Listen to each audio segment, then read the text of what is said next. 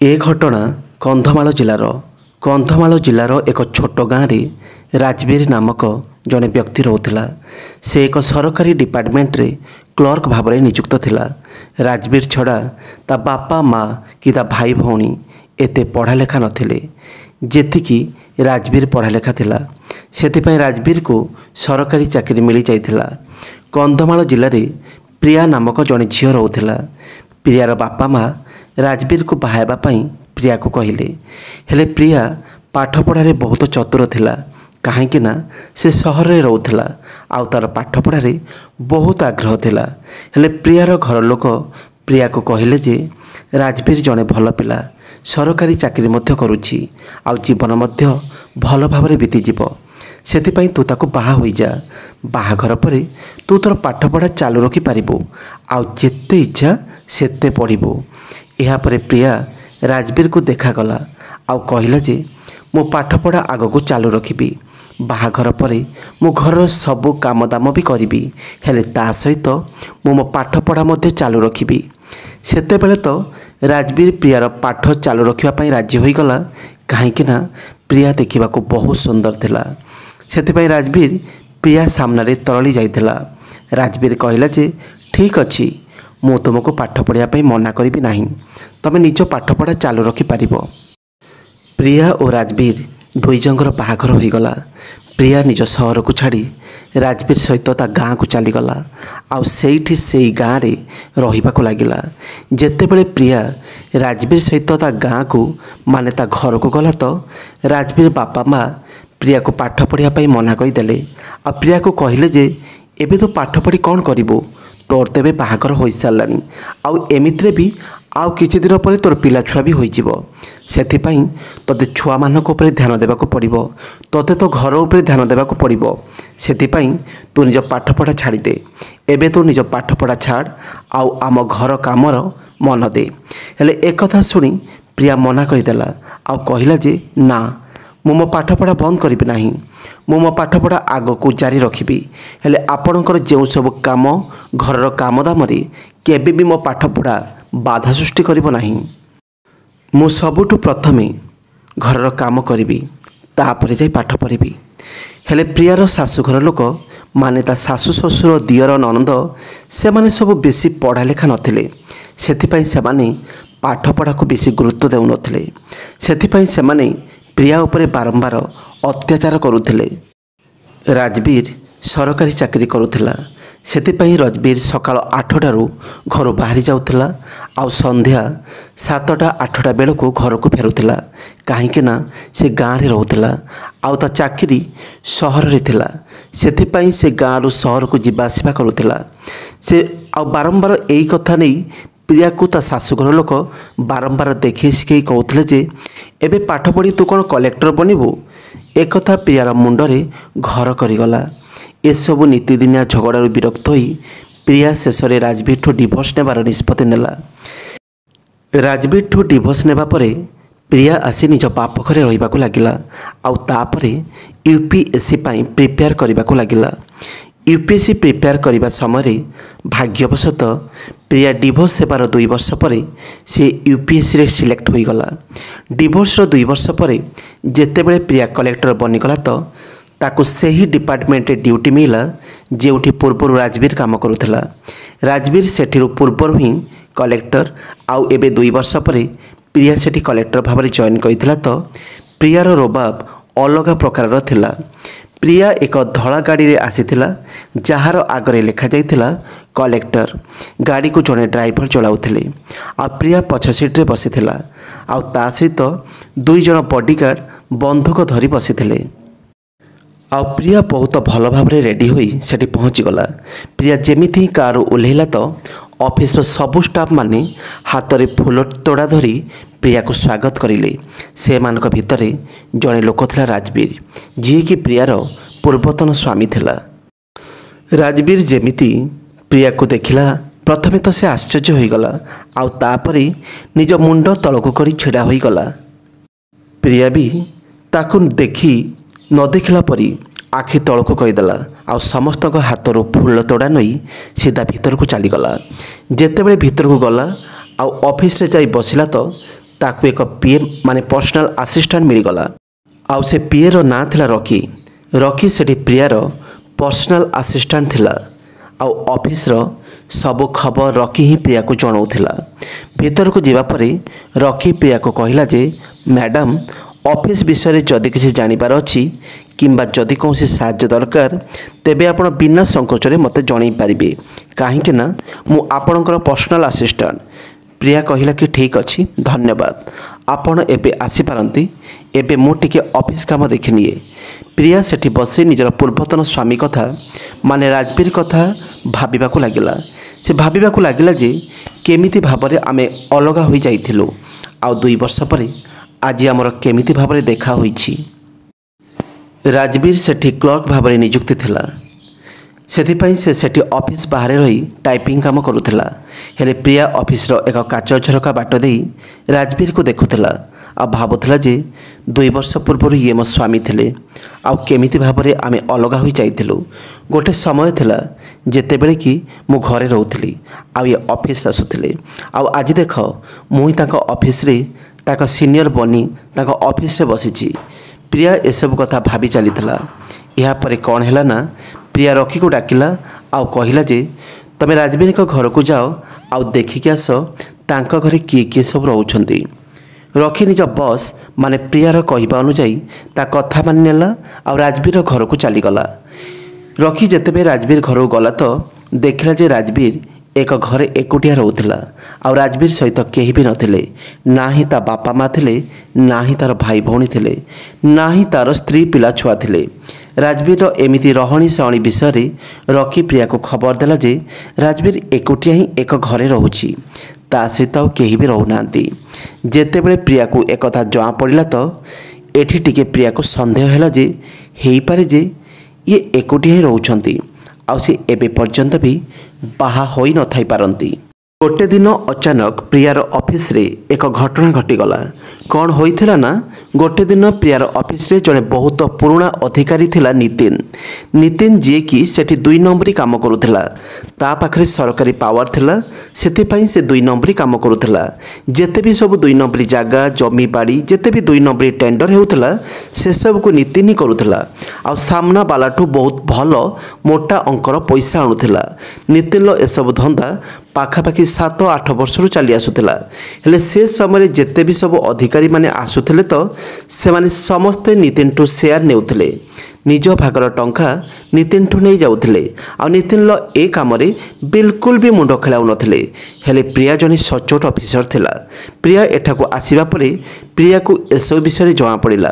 प्रिया को जଣା पड़ला परे जे नितिन 2 नंबरी काम करूची ये गरीब लोक मानकर जागा आ जमी बाड़ीर टेंडर पास कराए आ सेमान को बेघर कर दिए।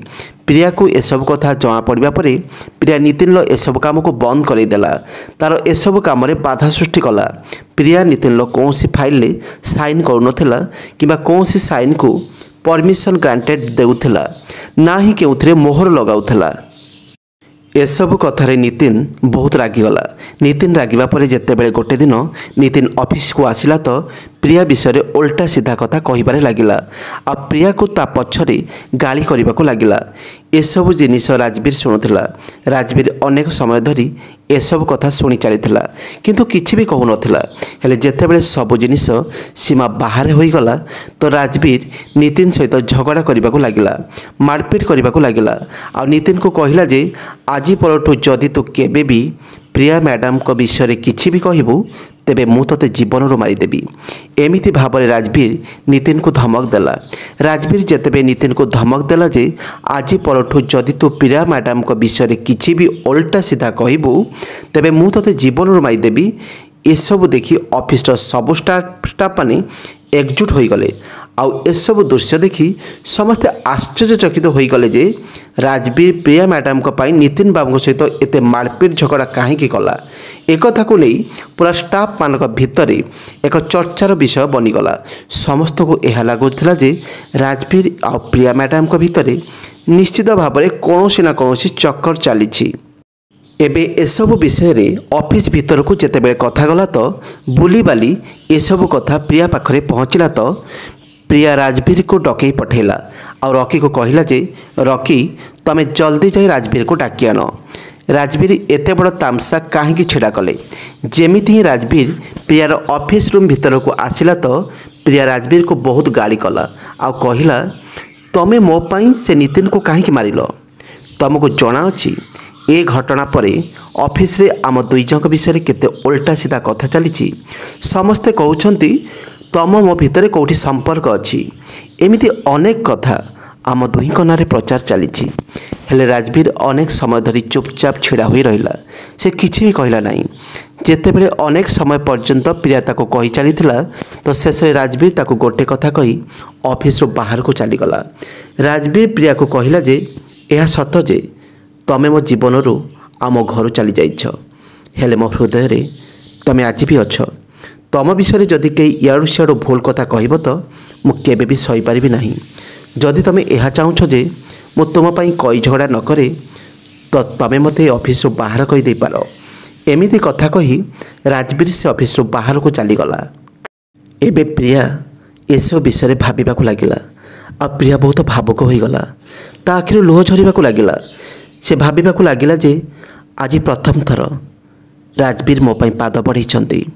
ଯଦି ରାଜବୀର ମୋ ପାଇଁ ଆଗରୁ ପାଦ ବଢ଼େଇ ପାରିଥାନ୍ତେ ଯେତେବେଳେ ଆମ ଦୁଇ ଜଣଙ୍କ ଡିଭୋର୍ସ ହୋଇଥିଲା, ତେବେ ହୁଏତ ଆଜି ଆମେ ଦୁଇ ଜଣ ଅଲଗା ହୋଇନଥାନ୍ତୁ।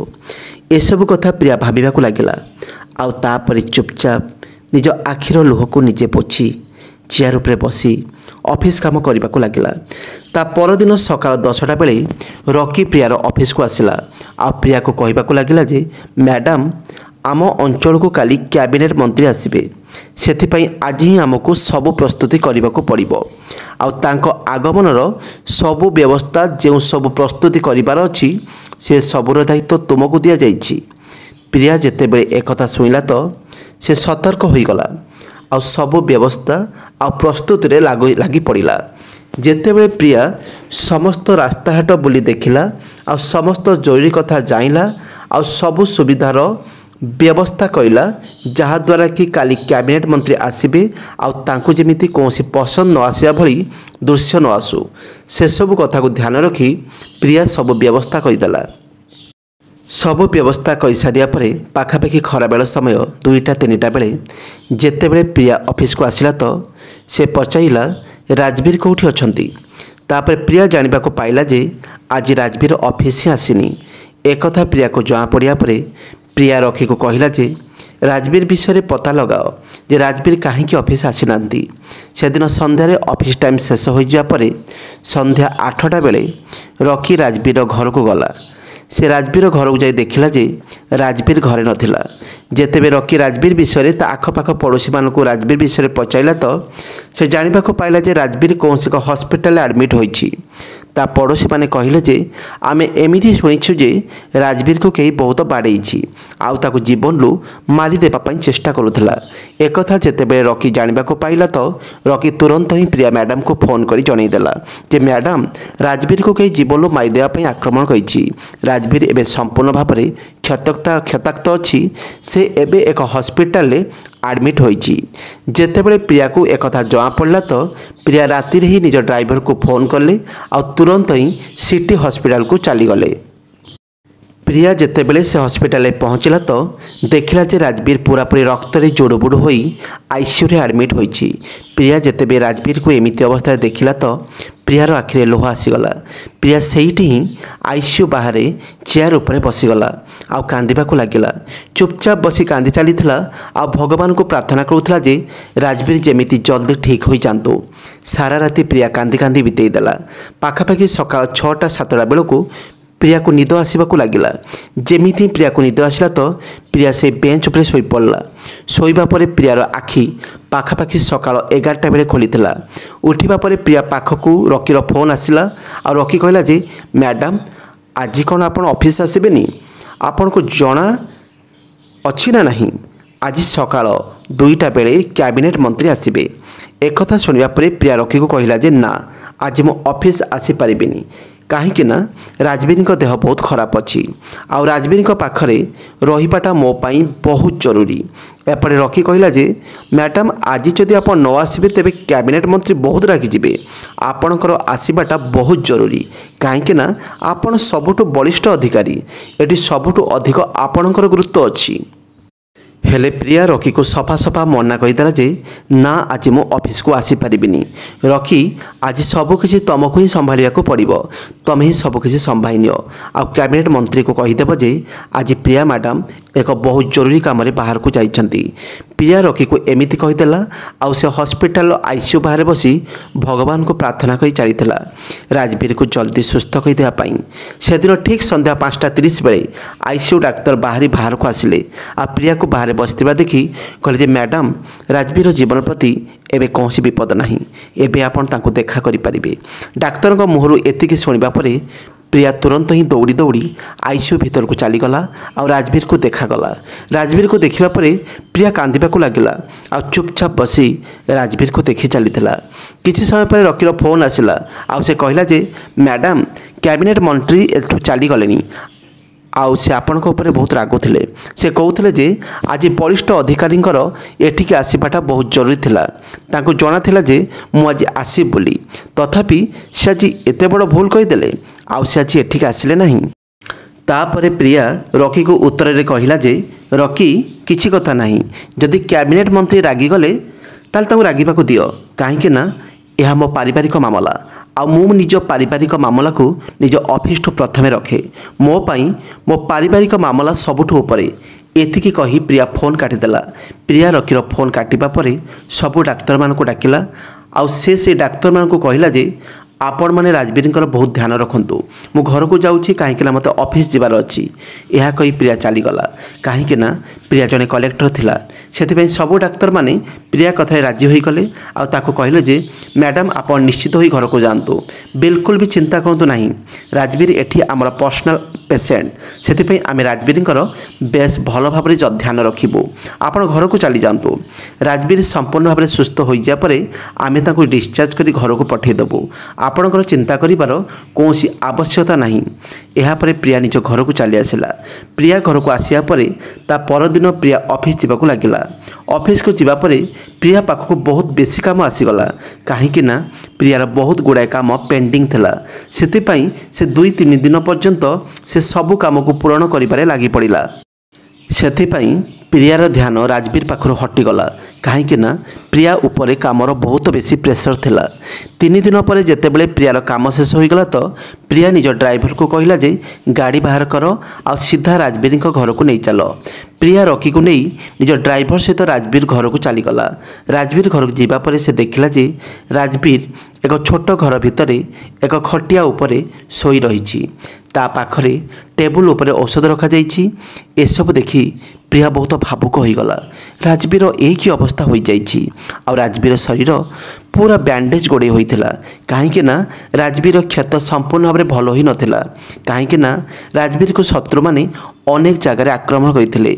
एबे प्रिया राजवीर पाखक गला आ सेठी जाई एक चेयर उपरे बसीगला और राजवीर को पचारे को लगिला जे तम सहित ये दुर्घटना केमिति घटिला।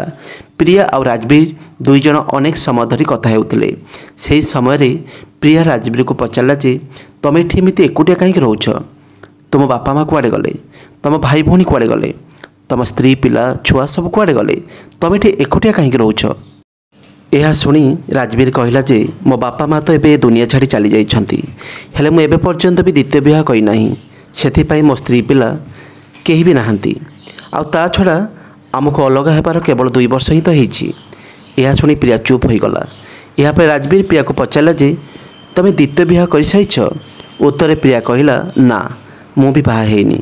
जेतेबे राजवीर एक कथा सुनिला तो राजवीर प्रिया को पचारे लगिला जे प्रिया तमे एबे पर्यंत कहीं बाहा हेन।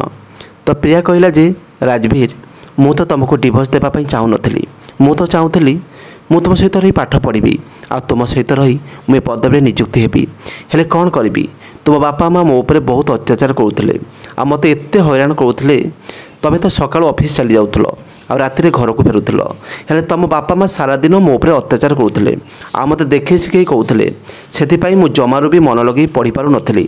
ସେଥିପାଇଁ ବାଧ୍ୟ ହୋଇ ମୋତେ ତୁମ ପାଖରୁ ଅଲଗା ହେବାକୁ ପଡ଼ିଲା। ତୁମେ ମୋତେ ଯେଉଁ ଡିଭୋର୍ସ ପେପର ପଠାଇଥିଲ ମୁଁ ସେଥିରେ ସାଇନ୍ କରିନଥିଲି। ମୁଁ ତାକୁ ନିଜ ପାଖରେ ରଖିଦେଇଥିଲି। ମୋ ବାପା ମା' ତ ମୋତେ ଅନେକ ଥର କହିଥିଲେ ଯେ ଏଥିରେ ସାଇନ୍ କରିଦେ, ଆଉ ଏହାପରେ ଆମେ ତୋର ଅନ୍ୟ କେଉଁଠି ଅଲଗା ଜାଗାରେ ବାହାଘର କରିଦେବୁ। ହେଲେ ମୁଁ ମୋ ବାପା ମା'ଙ୍କୁ ସଫା ସଫା ମନା କରିଦେଲି ଆଉ କହିଲି ଯେ ମୋ ଶାଶୁ ମୋ ଶ୍ୱଶୁର ମୋତେ ଏହି କଥାକୁ ନେଇ ଦେଖି ଶିଖେଇ କହୁଥିଲେ ଯେ ପାଠ ପଢ଼ି ତୁ କ'ଣ କଲେକ୍ଟର ବନିଯିବୁ। ସେଥିପାଇଁ ମୁଁ ଏ ଡିଭୋର୍ସ ପେପରରେ ସାଇନ୍ କରିବି ନାହିଁ। ଏ ପେପରକୁ ମୁଁ ମୋ ନିଜ ପାଖରେ ରଖିଦେବି ଆଉ ମୁଁ ଏଠି ରହି UPSC ପାଇଁ ପ୍ରସ୍ତୁତି କରିବି। ଯେତେବେଳେ ମୁଁ ଜଣେ କଲେକ୍ଟର ବନିଯିବି ସେତେବେଳେ ଯାଇ ମୁଁ ରାଜବୀର ଆଉ ତା ପରିବାର ଲୋକଙ୍କୁ ଦେଖା କରିବି। ଏମିତି ଭାବରେ ହିଁ ପ୍ରିୟା ରାଜବୀରକୁ ସମ୍ପୂର୍ଣ୍ଣ କାହାଣୀ କହିଲା। ଯେତେବେଳେ ରାଜବୀର ଏସବୁ କଥା ଶୁଣିଲା ତ ରାଜବୀର ଆଖିରେ ଲୁହ ଆସିଗଲା ଆଉ ସେ ପ୍ରିୟାକୁ କହିଲା ଯେ ଏହା ତୁମେ ବହୁତ ଭଲ କଲ ଯେ ସେ ଡିଭୋର୍ସ ପେପରରେ ସାଇନ୍ କରିନ। ଯଦି ତୁମେ ଡିଭୋର୍ସ ପେପରରେ ସାଇନ୍ କରିଦେଇଥାନ୍ତ ତେବେ ହୁଏତ ତୁମ ବାପା ମା' ତୁମ ବାହାଘର ଆଉ କାହା ସହିତ କରିଦେଇଥାନ୍ତେ। ତ ପ୍ରିୟା କହିଲା ଯେ ରାଜବୀର, ମୁଁ ତୁମକୁ ପୂର୍ବରୁ ବି ଭଲ ପାଉଥିଲି ଆଉ ମୁଁ ତୁମକୁ ଆଜି ବି ଭଲ ପାଉଛି। ହେଲେ ମୋତେ ଏକଥା ବହୁତ ଖରାପ ଲାଗିଲା ଯେ ସେ ସମୟରେ ତୁମେ ବିଲକୁଲ ବି ସାଥ ଦେଲ ନାହିଁ। ଏହା ଶୁଣି ରାଜବୀର କହିଲା ଯେ ତୁମେ ହିଁ କୁହ ପ୍ରିୟା, ମୁଁ କ'ଣ କହିଥାନ୍ତି। ଗୋଟେ ପଟେ ମୋ ବାପା ମା' ଥିଲେ ଆଉ ଗୋଟେ ପଟେ ତୁମେ ଥିଲ। ତେବେ ମୁଁ କାହାକୁ ବାଛିଥାନ୍ତି। ଯେତେବେଳେ କି ମୁଁ ତୁମ ଶିକ୍ଷା ଓ ପାଠପଢ଼ାକୁ ଜମାରୁ ବି ବିରୋଧ କରୁନଥିଲି, କିନ୍ତୁ ମୁଁ ତୁମକୁ ବିପକ୍ଷରେ ନଥିଲି। ହେଲେ ମୁଁ ଚାହୁଁନଥିଲି ଯେ ପ୍ରତିଦିନ ଘରେ ଝଗଡ଼ା ହେଉ ଆଉ ପ୍ରତିଦିନ ତୁମକୁ ହଇରାଣ ହେବାକୁ ପଡ଼ୁ। ସେଥିପାଇଁ ମୁଁ ବି ତୁମକୁ ଡିଭୋର୍ସ ପେପର ପଠାଇଦେଲି। କିନ୍ତୁ ମୁଁ ଚାହୁଁଥିଲି ତୁମେ ମୋଠୁ ଅଲଗା ହୋଇ ବେଶ ଭଲ ଭାବରେ ହସ ଖୁସିରେ ନିଜ ଜୀବନ ବିତାଅ। ଯେତେବେଳେ ଦୁଇ ଜଣଙ୍କ ଭିତରେ ଏସବୁ କଥା ଚାଲିଥିଲା ତ ଦୁଇ ଜଣ ବହୁତ କାନ୍ଦିବାକୁ ଲାଗିଲେ ଆଉ କାନ୍ଦି କାନ୍ଦି ଦୁଇ ଜଣ ପରସ୍ପରକୁ କୁଣ୍ଢେଇ ଧରିଲେ। କିଛି ସମୟ କୁଣ୍ଢେଇ ଧରିବା ପରେ ପ୍ରିୟା ସେ ରୁମ୍ରୁ ବାହାରକୁ ଆସିଲା ଆଉ ଦେଖିଲା ଯେ ରକି ଆଉ ଡ୍ରାଇଭର ସେ ଦୁଇ ଜଣ କାରରେ ବସିଥିଲେ ଆଉ ପ୍ରିୟାର ଅପେକ୍ଷା କରିଥିଲେ ପ୍ରିୟା କେତେବେଳେ ଫେରିବ। ସେତେବେଳେ ପ୍ରିୟା ରକିକୁ ଡାକିଲା ଆଉ କହିଲା ଯେ ମୁଁ ଆଜି ଏଠୁ ଫେରିବି ନାହିଁ। କାଲି ମୁଁ ତୁମମାନଙ୍କୁ ଅଫିସରେ ସିଧା ଦେଖା କରିବି। ତୁମେମାନେ ନିଜ ନିଜ ଘରକୁ ଚାଲିଯାଅ। ଏସବୁ କଥା ଯେତେବେଳେ ରକି ଶୁଣିଲା ତ ସେ ଭାବିଲା ଯେ କଥା କ'ଣ, ମ୍ୟାଡ଼ାମ୍ ଆଜି ରାଜବୀର ପାଖରେ କାହିଁକି ରହୁଛନ୍ତି। ସେ ଦୁଇ ଜଣଙ୍କ ଭିତରେ କି ଚକ୍କର ଚାଲିଛି। ଏସବୁ କଥା ଭାବି ଭାବି ଚୁପଚାପ ରକି ଡ୍ରାଇଭର ସହିତ ଚାଲିଗଲା। ଏପଟେ ପ୍ରିୟା ଓ ରାଜବୀର ସେଦିନ ରାତିରେ ଏକାଠି ରହିଲେ ଆଉ ପରସ୍ପରକୁ ନିଜ ମନ କଥା ଖୋଲି କହିଲେ ଆଉ ନିଜ ମନକୁ ହାଲକା କରିଲେ। ତା ପରଦିନ ଯେତେବେଳେ ପ୍ରିୟା ଅଫିସରେ ପହଞ୍ଚିଲା ତ ରକି ପ୍ରିୟାକୁ ଖରାପ ଦୃଷ୍ଟିରେ ଦେଖିବାକୁ ଲାଗିଲା। ଖରାପ ଦୃଷ୍ଟିରେ ମାନେ ସେ ପ୍ରିୟାକୁ ଏମିତି ଦେଖୁଥିଲା ଯେମିତି ପ୍ରିୟା କୌଣସି ଭୁଲ କାମ କରିଦେଇଛି। କାହିଁକି ନା ରକିକୁ ଜଣାଥିଲା ଯେ ପ୍ରିୟା ରାଜବୀର ସହିତ ରାତି ବିତେଇ ଆସିଛି। ଯେତେବେଳେ ପ୍ରିୟାକୁ ରକି ଏମିତି ଦୃଷ୍ଟିରେ ଦେଖିବାକୁ ଲାଗିଲା ତ ପ୍ରିୟା ରକିକୁ ଅଫିସକୁ ଡାକିଲା ଆଉ ତାକୁ ସବୁ କଥା କହିଲା। ରାଜବୀର ମୋର ପୂର୍ବ ସ୍ୱାମୀ ଆଉ ତାଙ୍କ ସହିତ ହିଁ ମୋର 2 ବର୍ଷ ପୂର୍ବରୁ ଡିଭୋର୍ସ ହୋଇଥିଲା। ଯେତେବେଳେ କି ଏ ଡିଭୋର୍ସ ରାଜବୀରଙ୍କ ନଜରରେ ଡିଭୋର୍ସ ଥିଲା, ହେଲେ ସତ ଏହା ଯେ ମୁଁ ସେ ଡିଭୋର୍ସ ପେପରରେ କେବେ ସାଇନ୍ କରିନଥିଲି। ସେଥିପାଇଁ ରାଜବୀର ଏବେ ବି ମୋର ସ୍ୱାମୀ। ହେଲେ ମୁଁ ଏକଥା ତୁମମାନଙ୍କଠାରୁ ଏଇଥିପାଇଁ ଲୁଚେଇଥିଲି ଅଫିସରେ ଯେମିତି କୌଣସି କଥା ବଡ଼ ନ କରନ୍ତୁ। ରକିକୁ ଯେତେବେଳେ ପ୍ରିୟା ଦ୍ୱାରା ଏସବୁ କଥା ଜଣାପଡ଼ିଲା ତ ସେ ବହୁତ ଭାବୁକ ହୋଇଗଲା ଆଉ ସେ କହିଲା ଯେ ମ୍ୟାଡ଼ାମ୍, ଦୟାକରି ମୋତେ କ୍ଷମା କରିଦିଅନ୍ତୁ। ମୋ ଦ୍ୱାରା ଭୁଲ ହୋଇଯାଇଛି। ମୋତେ ଲାଗୁଥିଲା ଯେ ଆପଣମାନଙ୍କ ଭିତରେ କୌଣସି ଚକ୍କର ଚାଲିଛି ଆଉ ଏକଥା କେବଳ ମୋତେ ନୁହେଁ ବରଂ ଅଫିସର ସବୁ ଲୋକଙ୍କୁ ଏମିତି ହିଁ ଲାଗୁଛି।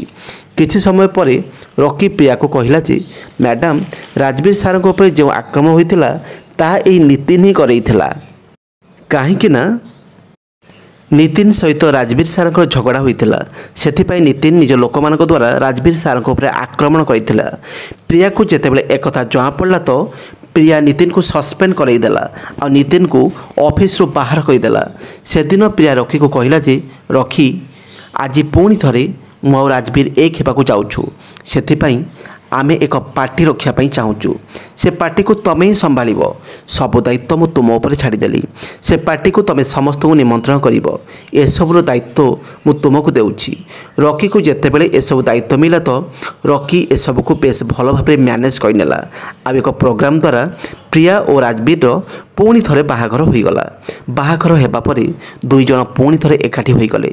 ଏହା ଏକ ଏମିତି ଘଟଣା जहाँकि आजिकल जुगरे अनेक गुड़े गाँव में घटुची माने जेकोसी कौसी सहरी झील गाँ को बाहा हो जाए आ से गाँ को जाए पाठ पढ़िया चाहे तो ता शाशु ससुर नंद दियर पाठ पढ़ा को नहीं आपत्ति करने को लगती आ कौटी ना कौटी ता प्रति ईर्षा भाव भी रखती जेमी से पाठ पढ़ी आमको आग को बढ़ी न जाऊ से सेमाने ता सहित झगड़ा करने को लगती ता सहित अत्याचार करने को लगती।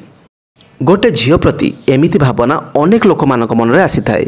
देखंतु सबु झील एका भाई न थांती एकथा सत हेले सबु झील सहित एमिति होई न थाए किंबा सबु झील माने भल होई न थांती सबु झील को एमिति भाव में अत्याचार सहया को पड़ी न थाए। किछि झील माने बहुत भल होई थांती जेमिति कि आपण माने सोशल मीडिया सुनिथिबे जे गोटे झील जार ना ज्योति से कलेक्टर बनवा पर निज स्वामी को छाड़ी देइथिला जेतेबेले से झील को कलेक्टर बनया पई ता स्वामी दिन सारा बहुत परिश्रम करी ताको स्त्री को कलेक्टर बनईला आ निजे चपरासी चाकरी करूला हेले झीलटी विश्वासघातकता कला बेईमान बाहरला आ कलेक्टर बनवा पर निज स्वामी को छाड़देला। तो एमती खूब कम झील था किसी झील एमती भी था जो मैंने कि निज स्वामी निज शाशुघर लोकों निज चाकरी मत छाड़ी था अनेक बड़ बड़ चाकरी को त्याग कर दियंती। आमको सब झील को भूल नजर देखा उचित नुहे।